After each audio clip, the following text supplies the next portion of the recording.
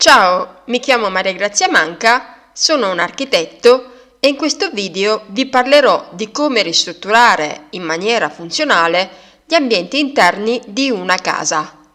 Ipotizziamo di voler ristrutturare gli interni dell'appartamento posto al primo piano della palazzina che vedete qui in foto.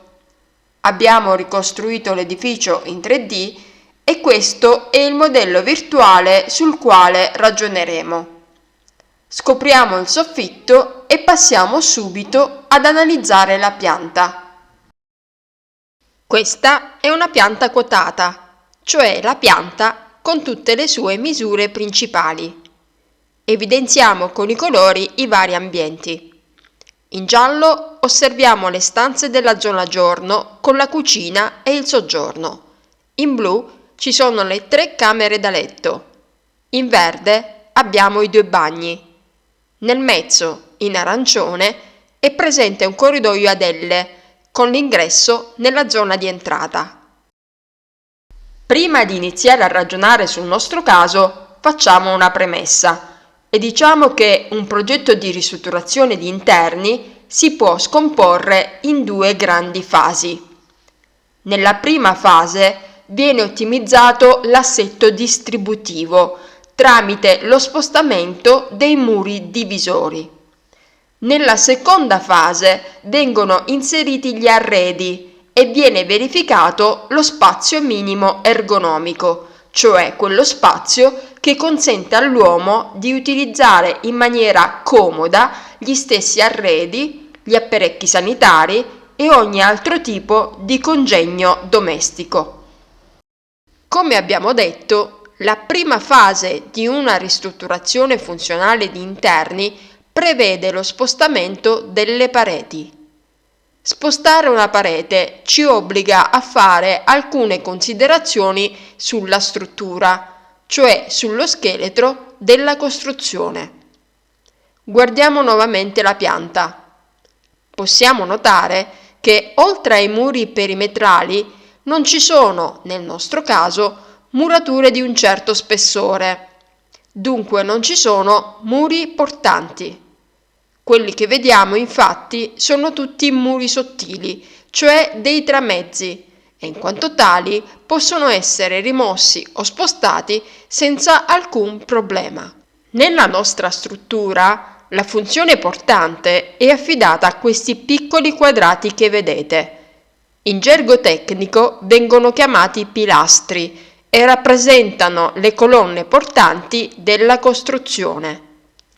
I pilastri non possono mai essere né rimossi né spostati, altrimenti viene compromessa la staticità dell'intero edificio. Diamo uno sguardo alle esigenze espresse dal proprietario dell'appartamento, il quale ci ha richiesto un soggiorno più spazioso, un bagno più grande di quello esistente, una lavanderia e una cabina armadio. Torniamo alla pianta colorata ed esaminiamo le superfici esistenti. Notiamo subito che il corridoio occupa un'area notevole. Infatti esso supera in metri quadrati la metratura di altre stanze con una funzione importante, quali la cucina e la cameretta. A livello funzionale, il corridoio è un filtro che consente soltanto il passaggio tra i diversi ambienti di una casa. Con il nostro progetto cercheremo di ridurlo il più possibile per aprire lo spazio del soggiorno. Sposteremo inoltre alcuni divisori per creare i nuovi ambienti richiesti dal proprietario. Partiamo col progetto e ovviamente nell'idearlo dobbiamo mantenere quante più murature possibili per non aumentare troppo i costi di ristrutturazione. Come primo passo apriamo il soggiorno ed eliminiamo le murature che lo separano dal corridoio. Di questo filtro lasceremo solo l'ultimo tratto, come disimpegno. Ci tornerà utile a filtrare i servizi e le stanze della zona notte.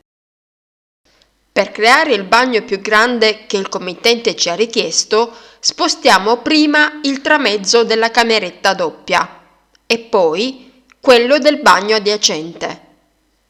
Infine, dividiamo in due lo spazio creato. Ora realizziamo la lavanderia, spostando di poco il setto del vecchio bagno principale. In questa maniera allarghiamo la cameretta singola, nella quale adesso sarà possibile aggiungere un altro letto.